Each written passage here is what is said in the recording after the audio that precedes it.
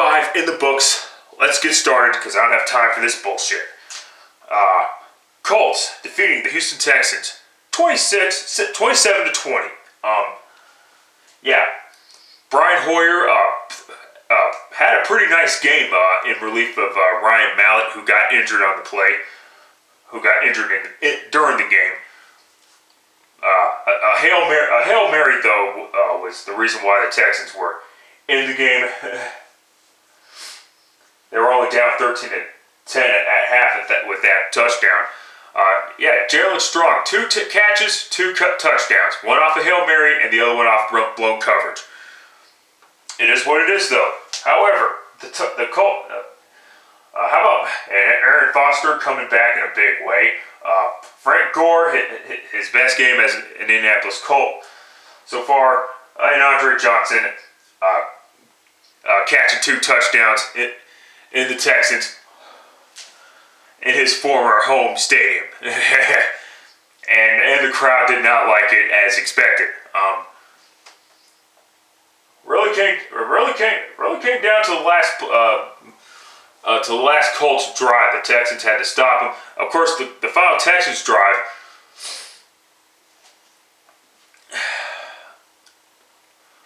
Hasselbeck. Hoyer had a chance to bring the team back, but then on third down, which was 4-down territory,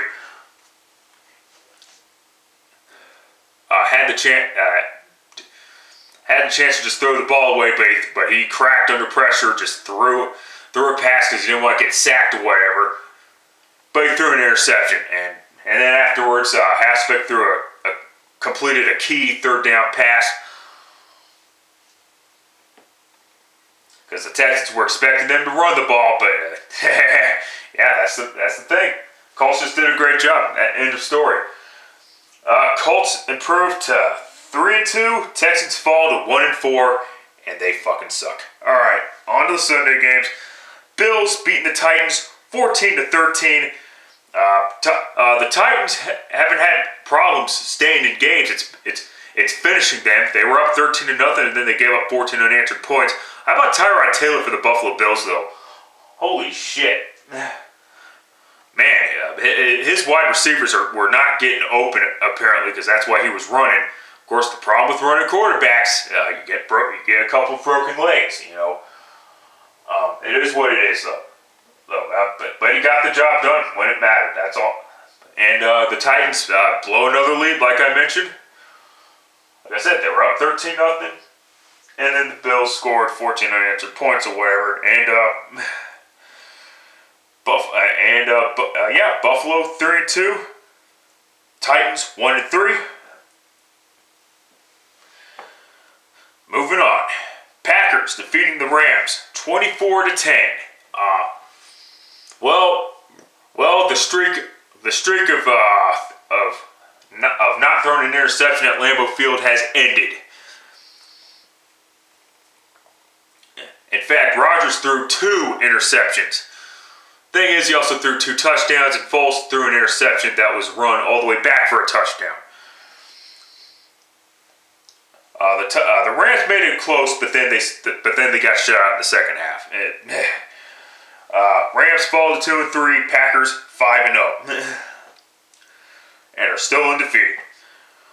Buccaneers defeating the Jacksonville Jaguars 38-31 in a battle of shitty ass Florida teams. Pretty good fucking game. Of course, Blake Bortles is going to have some good numbers when you're playing from behind. I mean, 4 touchdowns though. Of course, really 3 touchdowns because the last one was in garbage time. The Jaguars had a chance to make an onside kick,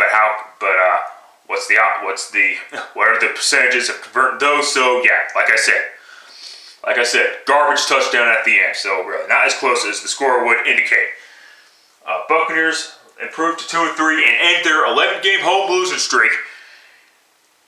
And the Jaguars fall to 1-4 and extend their 12-game road losing streak. It's got to end at some point. Fuck you, Baltimore. Browns defeating the Baltimore Ravens 33-30. The Ravens got swept at home by the Ohio teams this year. When the fuck was the last time that has happened? Defense sucked. Defense sucks. Oh my god, they let Josh McCown throw 450 some yards on them. 452, which I believe is a Browns franchise record. Yeah, 457, excuse me. Yeah, McCown actually had playing better than advertised, obviously. You would think the Ravens would, you would think that the Ravens, though, would take note of that. I understand, Terrell. I understand they got some players hurt, but you know what? You gotta deal with shit sometimes. Yeah, Baltimore sucks. That's all I'm gonna say. Ravens fall to 1-4. Browns improve to 2-3. So the Browns are so far. Browns so far have a better record than the Ravens. Oh, wow. When was the last time that has happened? It's early though. It's early. All right. Eagles defeated the Saints 39-17. I initially had the Saints. Thank goodness I changed it to the Philadelphia Eagles because let's be realistic here. The Saints had fucking issues. They got issues galore. It is what it is. I mean, once again, Rob Ryan and Sean Payton arguing with each other and whatever the fuck's going on. The Saints, they're gonna have some issues next year because holy crap, Drew Brees did not play well. Threw an interception and lost a couple of fumbles. But it did look like early on that Sam Bradford was going to lose the fucking game again because he threw 2 red zone interceptions, which was getting laughable at this point. I gotta be honest with you, it's getting laughable. I mean, it really is. But the Eagles, they fought through it this time, but it's easy to do that against the fucking Aints. I mean, is it safe to call them the Aints again at this point? Whatever. Moving on. Oh God, Bears beating the Chiefs 18-17. The Chiefs scored first off of defensive touchdown. Then they had to rely on their kicker again. And then another Chiefs receiver scored a touchdown on a touchdown catch. I couldn't believe my eyes. But the problem was the Bears just didn't give up. And when you don't give up, you're going to win, basically. Eventually you'll win, you know? Yeah. Oh, yeah. The second touchdown. Of course, the Chiefs, a couple of key pass interference penalties, which led to the Bears taking the lead 18-17. Of course, Cutler throwing a touchdown pass to Matt Forte. There's your 2 best players there. Cutler's really starting to come into his own, finally, after all this time. Yeah, so glad. Yeah, I'm really glad. Yeah, I take back everything I said about Jay Cutler back in week 1. Holy fucking shit. Watch out for this Bears team. I'm just going to tell you that. Just watch out for... Oh, God. This is John Fox's 7th consecutive victory over the Chiefs. Because he was with the Broncos for the first 6, obviously. It is what it is. Bears, 2-3. Chiefs fall to 1-4 and they've lost their last 4 games after their 1-4 start. Wow, very disappointed in the Kansas City Chiefs. That's all I'm going to say. Here we go. Bengals defeating the Seattle Seahawks 27-24. What can I say about this game? This game was as good as advertised. Man, how about that Tyler Eifert? Holy shit. Of course, the Browns, they have a really good tight end in Barnage. Holy crap, man. But back to the Bengals. Catching a couple of touchdowns and then catching a key pass, which led to the Bengals tying the game at 24. Of course, the Seahawks blew a 24-7 lead. Oh God, man! Another fourth quarter collapse by the Seattle Seahawks. That's all that was. But let's give the Bengals credit though. I mean, give me a fucking break. The old Cincinnati Bengals would have been down 24-7, and then they would have been down 31-7 or something like that. And then the final score would have been 38-20. You know, but this is a new Bengals team. This is a very new Andy Dalton. I like this Andy Dalton. I think he's doing a great job this year. And we'll just leave it at that. And of course, the Seahawks do nothing in well, they tried to do something in overtime, but they ended up going backwards. Man, it was the Bengals the rest of the way, of course. Bengals still undefeated, 5-0. Seahawks fall to 2-3, but the Seahawks are going to be fine. Let's pump the brakes on the whole Seahawks are finished. Although people are still, of course, Seahawks fans still making excuses. Oh, Marshawn Lynch was not playing. That's the only reason why the Bengals won. First off, Rawls actually did a really good job, okay? So I don't want to hear this whole Marshawn Lynch didn't play bullshit, all right? It is what it is. Moving on. Falcons beating the Redskins 25-19. My bad, Atlanta. And fuck you, Washington. Give me a fucking break. Atlanta was this close to losing, I'll tell you that. They were this close to losing. Matt Ryan throwing 2 interceptions, but Devontae Freeman does it again with his performance. And it was the defense that won the game. Kirk Cousins throwing a touchdown pass, but it was an interception that was run all the way back for a touchdown, and this was also in overtime. So there you go there. Falcons, 5-0. Redskins, 2-3. Okay, Cardinal. All right, late afternoon games. Cardinals defeating the Detroit Lions, kicking their fucking asses, 42-17. Funny thing though, the Lions turned the ball over a few times, five times or something like that, and the Cardinals didn't do anything with those turnovers on three of those turnovers anyway. But at that point, it didn't fucking matter because it was still 42-17. Should have been worse. Should have been a lot fucking worse. This fucking Lions team sucks this year. I need to make a video on how bad this Lions team fucking sucks. They're beyond garbage at this point. This Lions team is sewage. Okay, that's how. Okay, I mean, garbage is more entertaining than watching the Detroit Lions. That's how. Okay, that's why they're sewage. It is what it is. But let me talk about the Cardinals for a moment. Andre Ellington back in the games in a slowly type of fashion. He was able to score a touchdown to put the dagger to further press that dagger into that heart of the Lions. Fitzgerald all over the place. John Brown, of course, catching a touchdown. And how about Chris Johnson? The reemergence of Chris Johnson. It is what it is. Cardinals 4-1, Lions 0-5, and still remain the last winless team for the 8th time in franchise history, which is an NFL record. Another reason why the Lions fucking suck. Anyway, moving on. Patriots defeating the Dallas Cowboys 30-6. And all I got to say about this game is Brandon Weeden, it sucks. That's all I'm going to say. Granted, they had nothing left. The Cowboys didn't really have anything left. I mean, no Dez Bryant, no Tony Romo. And it's going to remain that way for a long time, which is why they made the switch from Weeden to Castle. Finally.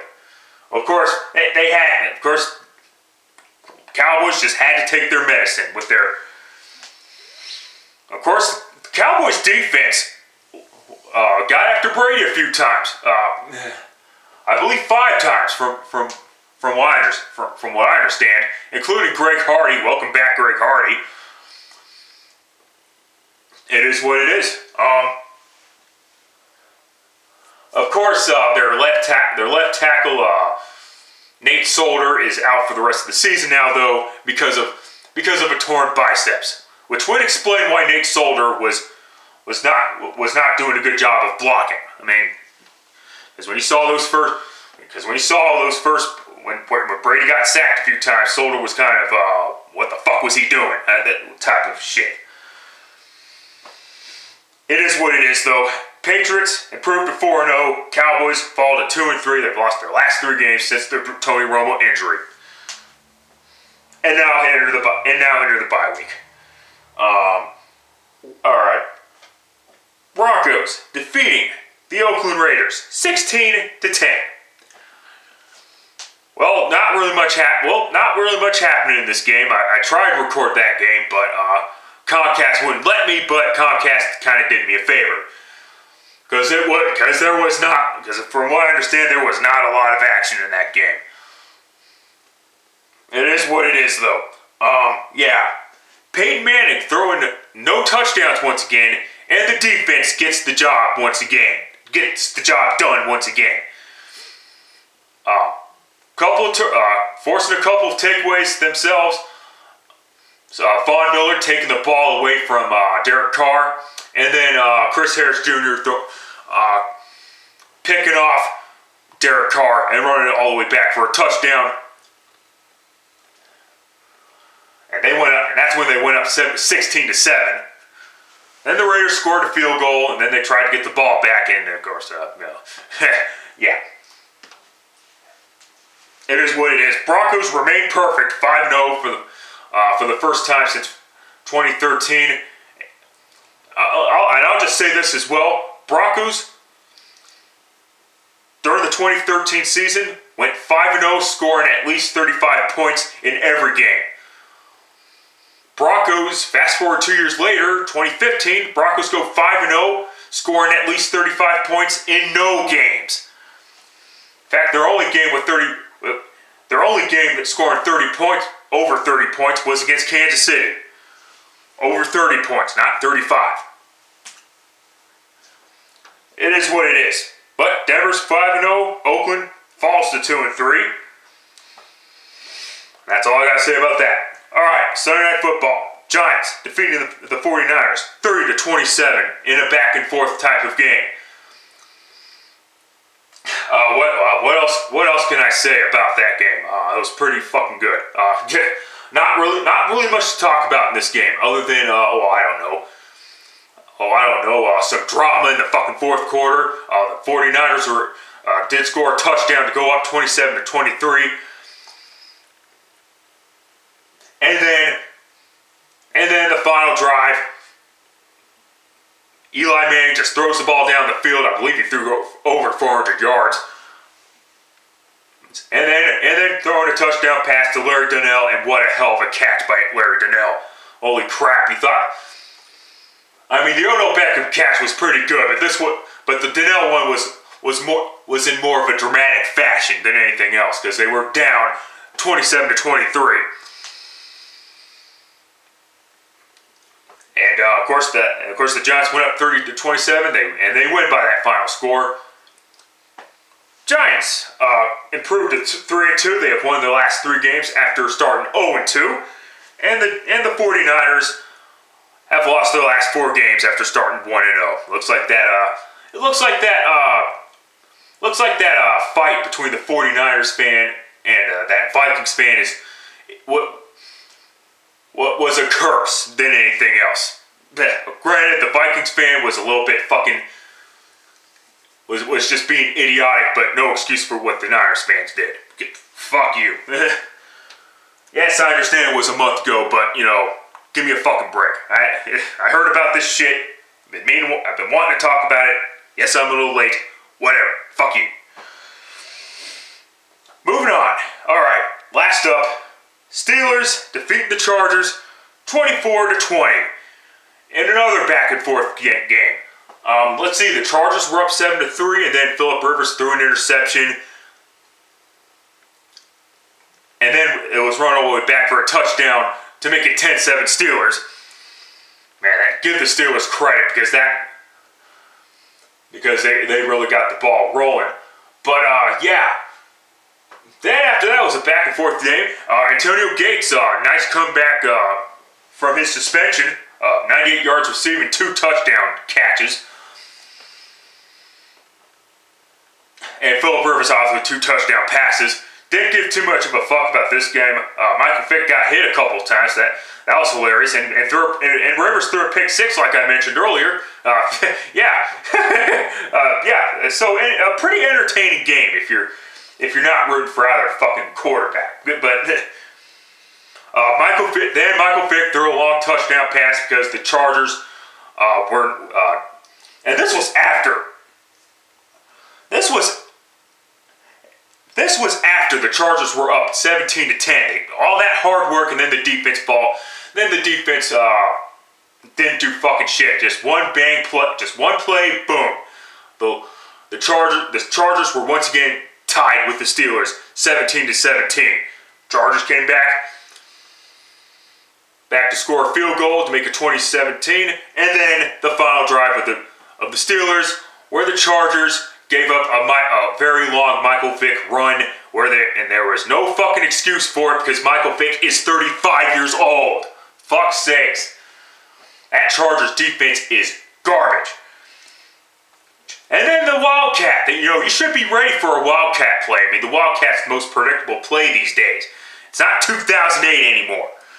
But in any event, the Chargers once again blow it on ESPN NFL Monday because that's what they fucking do.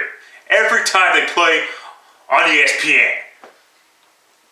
It's been that way since 2012. Let's call it what it is. Really since 2010. Damn, I still remember the Chiefs game. But in any event, don't give a flying fuck because the Chargers gave the Broncos a 3-game division lead now. And the Steelers, though, they needed this win badly for obvious reasons. Otherwise, they would have been 3 games back of the Cincinnati Bengals. So yeah, the Steelers 3-2, Chargers 2-3. Oh yeah, and Antonio Brown's streak of catching at least 5. Let me rephrase that.